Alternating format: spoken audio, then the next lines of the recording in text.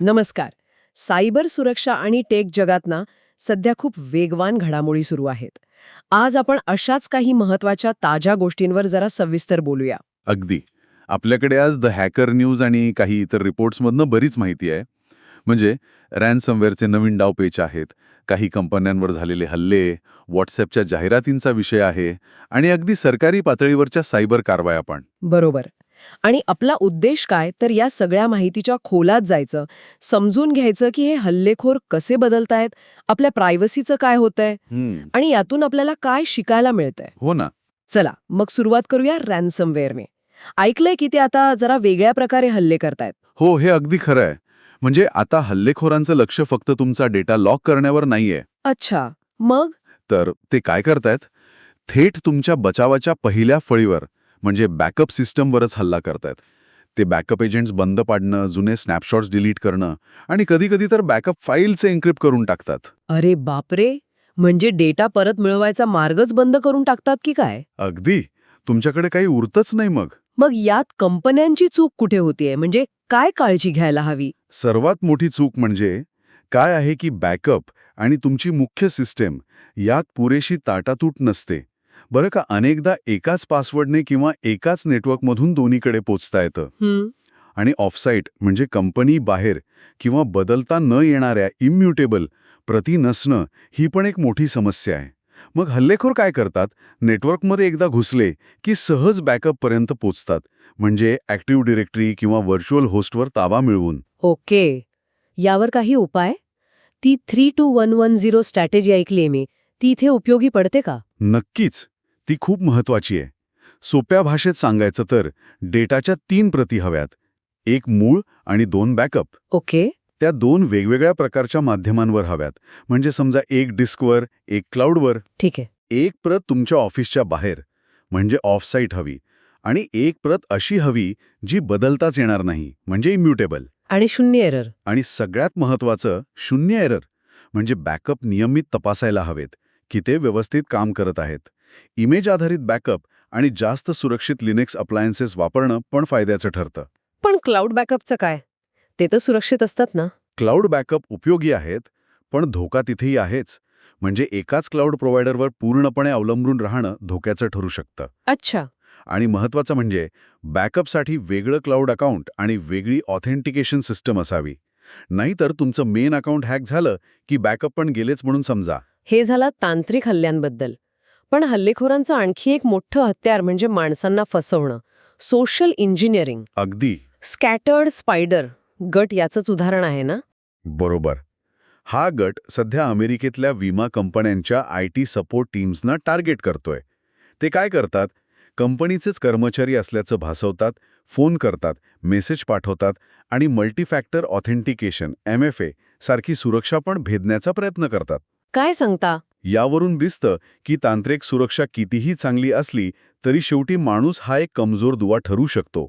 त्यामुळे हेल्पडेस्कवरच्या कर्मचाऱ्यांसाठी ओळख पडताळणीचं ट्रेनिंग खूप गरजेचं आहे. आणि असाच दुसरा एक गट सिल्वर फॉक्स APT तैवानमध्ये सक्रिय आहे म्हणे. हो, APT म्हणजे ॲडव्हान्स्ड पर्सिस्टंट थ्रेट.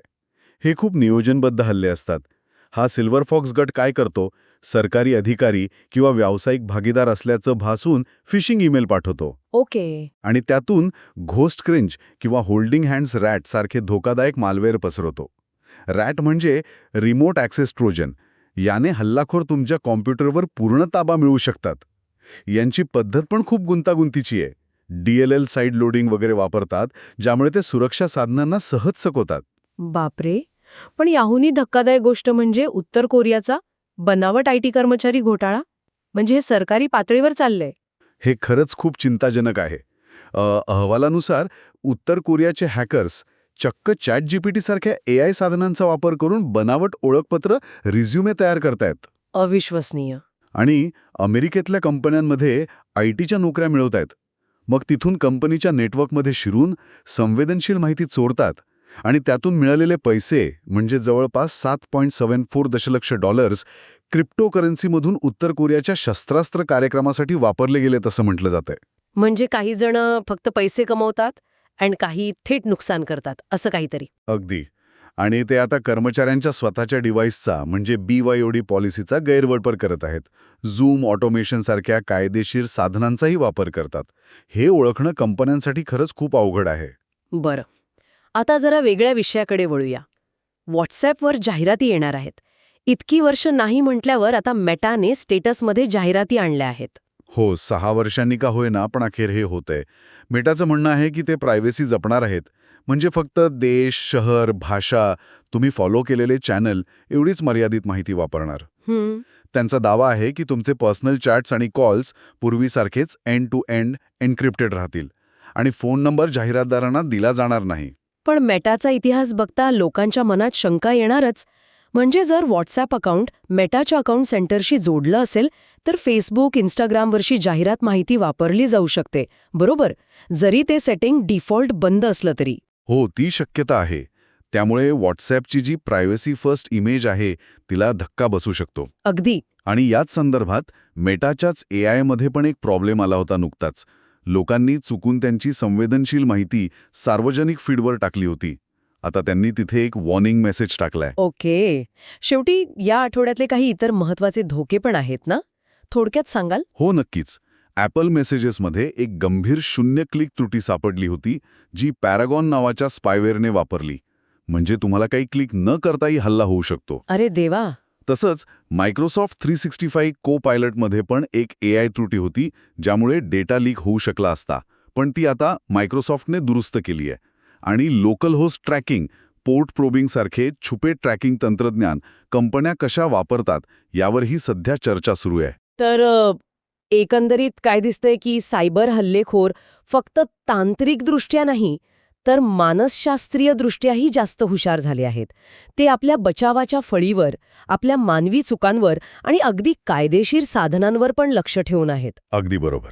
आणि दुसरीकडे मोठ्या टेक कंपन्यांचे निर्णय आपल्या डिजिटल गोपनीयतेचं भविष्य कसं असेल हे ठरवत आहेत. खरंय, हे सगळं खूप वेगाने बदलतंय.